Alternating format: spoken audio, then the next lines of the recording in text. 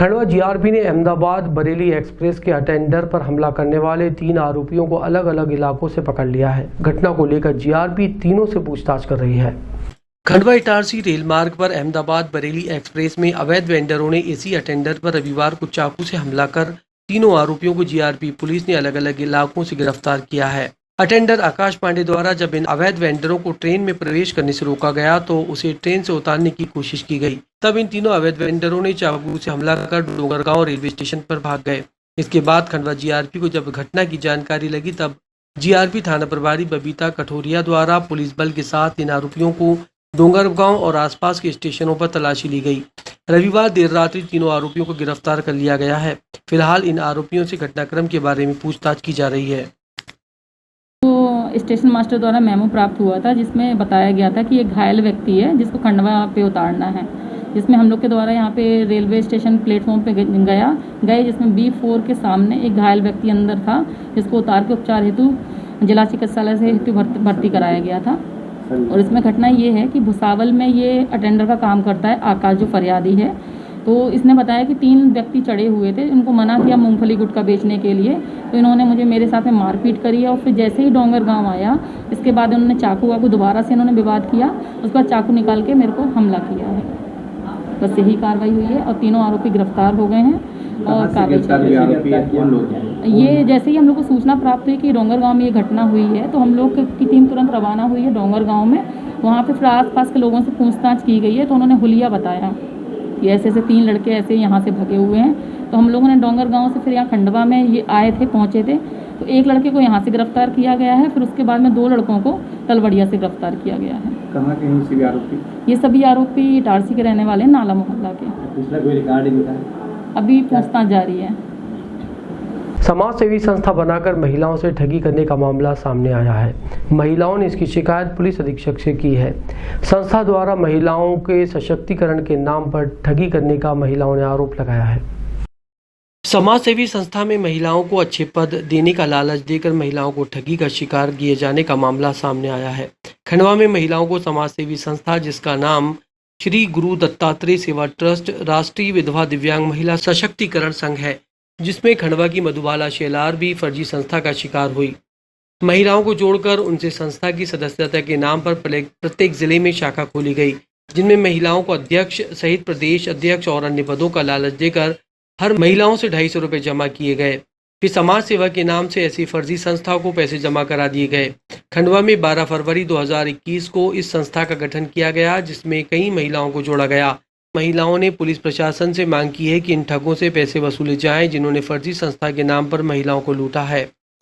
मैं मधुबाला शेलार, हम लोग यहाँ पे एसपी ऑफिस मिलने आए हैं सर से, और हमने ज्ञापन सौंपा है। एक अवैध संगठन जो चल रहा है उसके हम भी शिकार हुए हैं।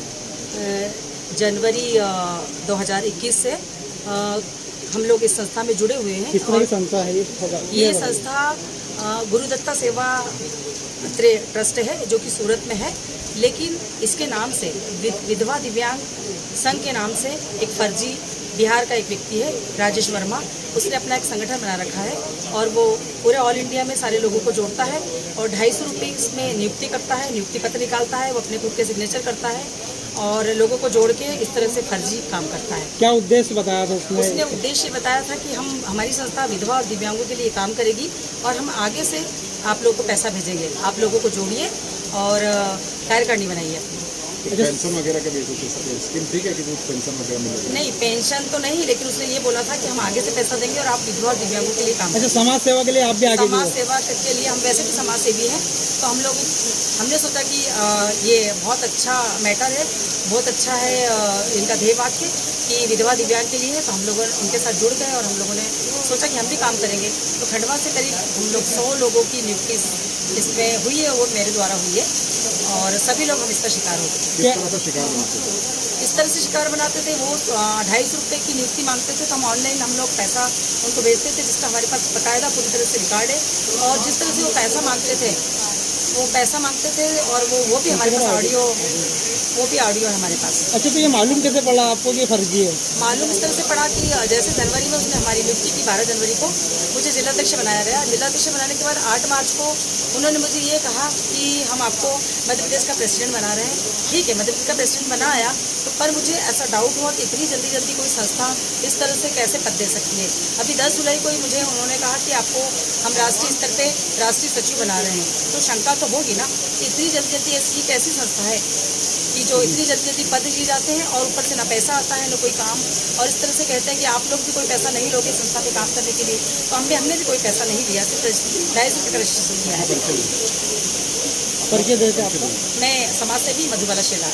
खंडवा में निगम द्वारा बनाए गए उद्यानों में इन दिनों पशु घुसकर उद्यान को नुकसान पहुंचा रहे हैं। समाज सेवी पिंड खजूरवाला ने निगम अफसरों की कार्यशैली पर चिंता जाहिर की है।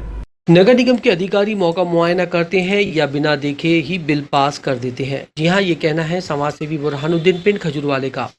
उन्होंने शहर के उद्यानों और बगीचों का निरीक्षण किया, पाया कि अधिकतर बगीचों में बड़े बड़े गेट नगर निगम के उद्यानिकी विभाग ने लगवा दिए, लेकिन गेट के बाहर ना तो काऊ कैचर लगाया है और ना ही देखरेख के लिए माली या अन्य कोई कर्मचारी। एक और जहां नगर निगम पूरे जोर शोर से पर्यावरण को बचाने के लिए जनता से अधिक पौधे लगाने की अपील कर रहा है, वहीं दरवाजों के बाहर काऊ कैचर नहीं लगे होने के कारण बगीचों के अंदर पशु घुस रहे हैं, लगाए गए पौधों को नुकसान पहुंचा रहे हैं। बुरहानुद्दीन पिंड खजूरवाला ने कहा कि अगर अधिकारी वर्क ऑर्डर जारी करने के बाद निर्माण कार्य के दौरान बगीचों का मौका मुआयना करें तो शायद उनको इस चीज़ का एहसास हो।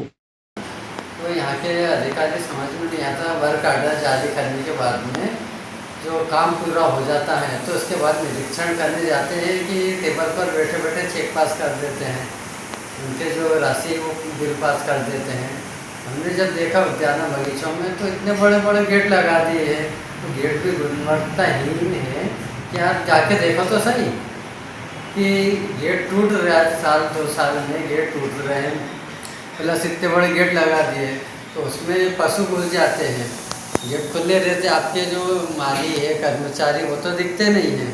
भाई कम से कम कोई अधिकारी है, इंजीनियर कौन है भाई, वो उनको इतना दिमाग में इतनी सोच समझने की भाई या तो उसके बाहर जो है काऊ कैचर लगाते हैं जिससे क्या कोई भी पशु उसके अंदर नहीं जाता, या तो हाफ राउंड गेट लगाते हैं जिससे भी पशु अंदर नहीं जाते। भाई आप एक तो माली नहीं रख रहे नगर निगम, कितने बगीचे उद्यानों में माली है बताइए, जहाँ देखो कोई नहीं दिखता, खुले पड़े हैं। तो कम से कम भाई आप जो भी है नगर निगम जाके देखे जरा उद्यानों की हालत क्या हो रही है। बड़े बड़े गेट लगा दिए, खुले पड़े रहते हैं, छोटे गेट भी लगे हैं, माता है वो टूट रहे हैं, कोई देख रेख वाला नहीं है। निश्चित रूप से कहीं ना कहीं नगर निगम की लापरवाही, घोर लापरवाही सामने आ रही है। भाई आप माली वो नहीं भेज रहे हो तो कम से कम गेट तो हाफ राउंड गेट लगाओ, गेट के बाहर काऊ कैचर लगाओ। हाँ, कहाँ गए? कम से कम इतने आपकी लिस्ट देखो, कम से कम 60 कर्मचारी हैं उद्यानिकी विभाग में। अगर उसमें 10 इधर उधर भी होते हैं, रिटायर भी होते हैं, तो 40 तो होना चाहिए। कहाँ है? अब देखो कौन से बगीचे में मिलते आपको। तो मैं नगर निगम इस ओर ध्यान दिया। अगर हम समाज सेवी तो हमारे जैसे कई और लोग भी जाते कि चाहते कि भाई उद्यानों का विकास हो, पौधे लगाएं, तो किस बिना पे लगाएं? क्या पशुओं को खाने के लिए लगाएं?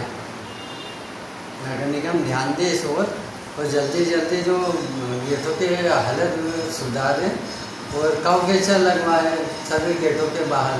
नए दरवाजे बदलवा सकते हैं तो हाफ राउंड गेट लगवाएं। कुर्सी छोड़े अधिकारी और मौका मुआयना करे जरा। जब देखो तो यहाँ व्यस्त मामले ठीक है, मानते हम काम है, बाकी उद्यानिकी भी आपकी